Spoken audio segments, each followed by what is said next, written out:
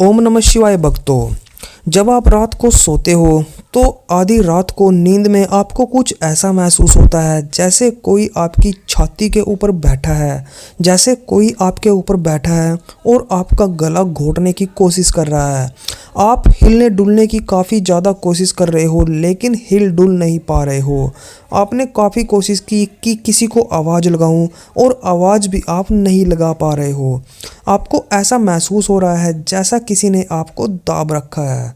अगर ऐसी कभी भी दिक्कत में आप फंस जाते हो तो उससे आपको कैसे बाहर निकलना है, ये दिक्कत कैसे पैदा हुई, किसने आपके ऊपर ये दिक्कत कराई, किस लिए करवाई है, इन सब के बारे में कैसे पता किया जाए, यह सवाल सभी के मन में रहता है।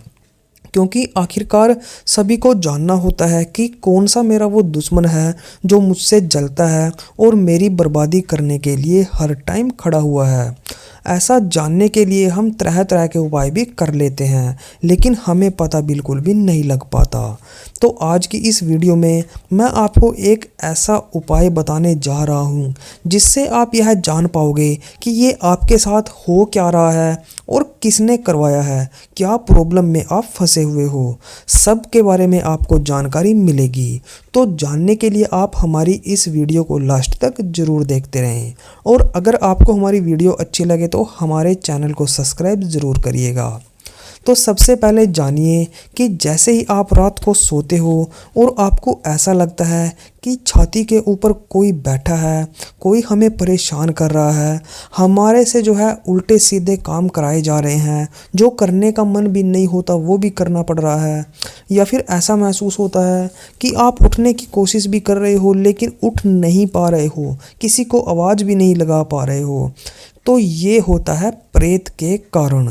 अगर आपके शरीर में प्रेत है या आपके घर में कोई नेगेटिव एनर्जी है या आपके अंदर ही कोई नेगेटिव एनर्जी है तो उसके कारण ये सब होते हैं।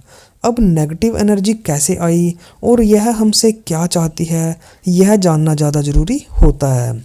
तो सबसे पहले जान लीजिए कि नेगेटिव एनर्जी होती ही क्या है। नेगेटिव एनर्जी भूत प्रेतों को कहा जाता है और ये हमारे साथ कब लग जाए, कहाँ से लग जाए, कुछ भी पता नहीं होता, क्योंकि नेगेटिव एनर्जी किसी के भी साथ लग सकती है।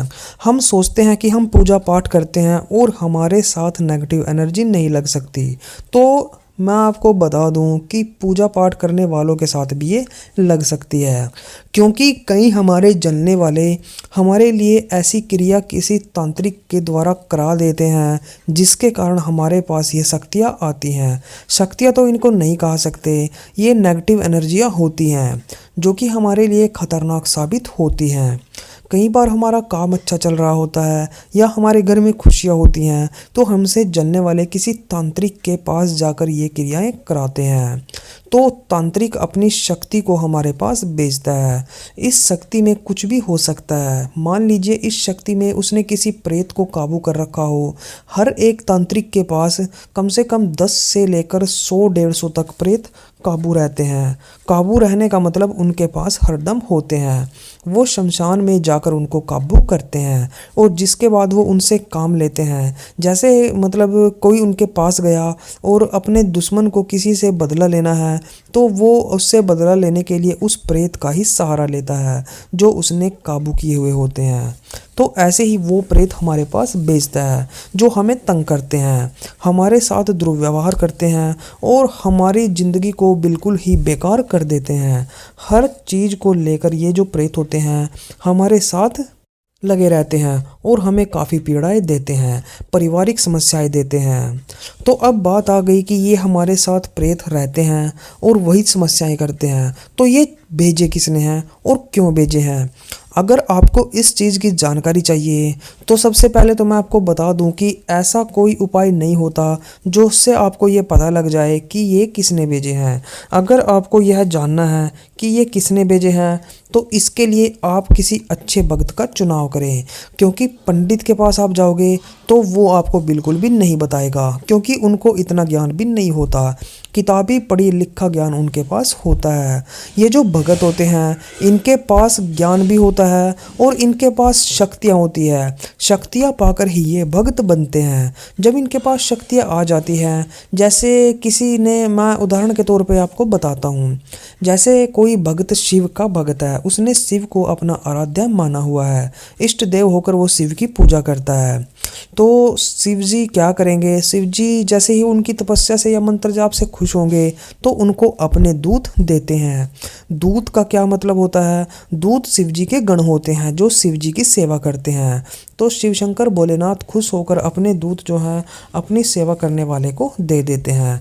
जब भगत को दूत मिल जाते हैं तो भगत उनसे काम लेता है। काम लेने का मतलब ये होता है कि जैसे आप किसी भगत के पास गए और आपने उससे पूछा कि ऐसे ऐसे करके हमारे घर में दिक्कत चल रही है, तो वो भगत कैसे काम करता है, वो भगत उस दूत से पूछा लेता है।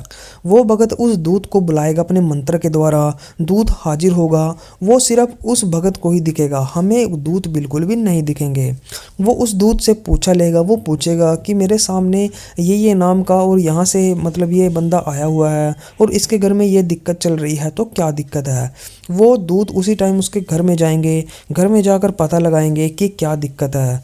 जब उस दूत को पता लगेगा कि नेगेटिव एनर्जी इसके घर में है, तो वो दूत उस भगत को बता देगा कि इसके घर में नेगेटिव एनर्जी है, और तब वो उस मतलब नेगेटिव एनर्जी के बारे में सारी डिटेल भी देता है।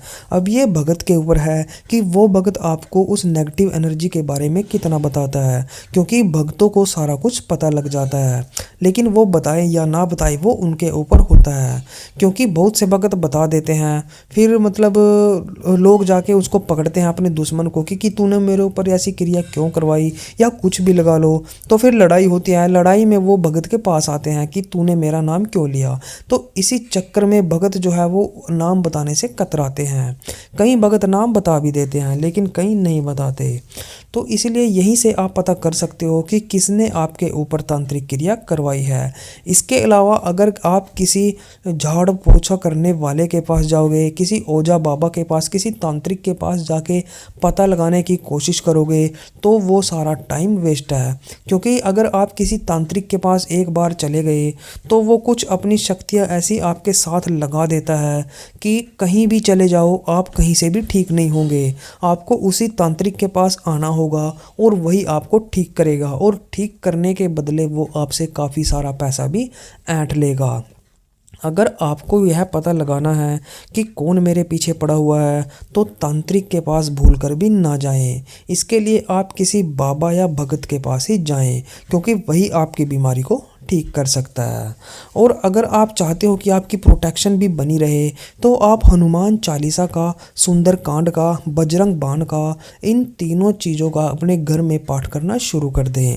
आप खुद ब खुद भी अपने घर से नेगेटिव एनर्जी को निकाल सकते हो। आपको किसी भगत के पास जाने की ज़रूरत भी नहीं पड़ेगी, क्योंकि हनुमान जी एक ऐसे देवता हैं जिनके होते घर में नेगेटिव एनर्जी नहीं आ सकती। आप अपने घर के बाहर जो मेन चौखट होती है उस पर पंचमुखी हनुमान की फ़ोटो ज़रूर लगाएं।